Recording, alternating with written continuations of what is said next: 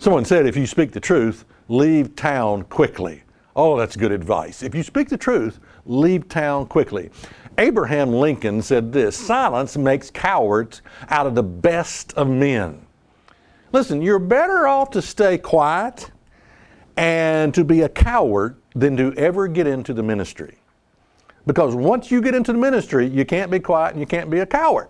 That's my point. Matthew 4 and verse 17. Let's notice the effect of Jesus' ministry here, what his ministry was all about. From that time, Jesus began to preach, to say, repent, for the kingdom of heaven is at hand. Okay, what was Jesus' ministry about? His message was repent. Repent of what? Sin. What is sin? Do you know? Chances are you don't.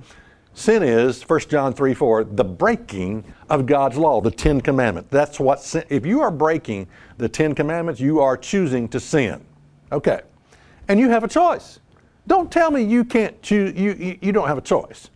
That's a bunch of religious hogwash to tell me, oh, I don't have a choice, I can't help it, you know. No, you have a choice to choose to sin or not to sin. Now this little picture here explains how we live our lives. It's a tightrope, a man walking a tightrope between favor with man and favor with God. You know, and I tell you, walking that tightrope will wear you out mentally, physically. You'll just wear yourself, you'll emotionally be a mess, a wreck, because you're trying to walk the tightrope between favor with God and favor with man, and it doesn't work.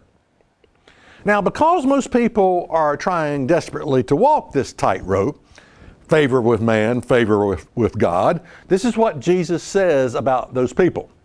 Let's notice it, John 2 and verse 23. Now, when he was at Jerusalem at the Passover in the feast days, hey, what's that? Feast days. Passover. Feast days. Nothing about Christmas, Easter, Halloween, or April Fool's Day. But in the feast days, many believed in his name when they saw the miracles which he did. But Jesus did not commit himself unto them, because he knew all men and needed not that any should testify of man, for he knew what was in man. Now, what did Jesus know about mankind? Well, let's go back to this tightrope between favor with man and favor with God. This is what Jesus knew. He knew what was in man. What is in man? Pretty much nothing more than a coward. That's what's in man. Man's not going to stand up for God. You know, I mean, don't kid yourself. Don't kid yourself.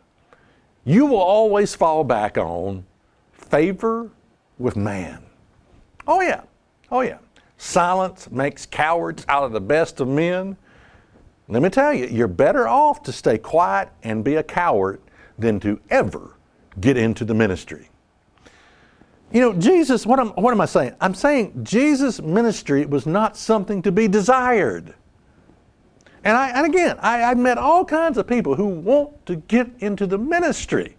I tell you, if I meet one more man that wants to get into the ministry, I'm going to vomit all over the place. I'm going to puke. I mean, I don't know. It's like, why? Why does your pea-brain mind think you want to get into the ministry?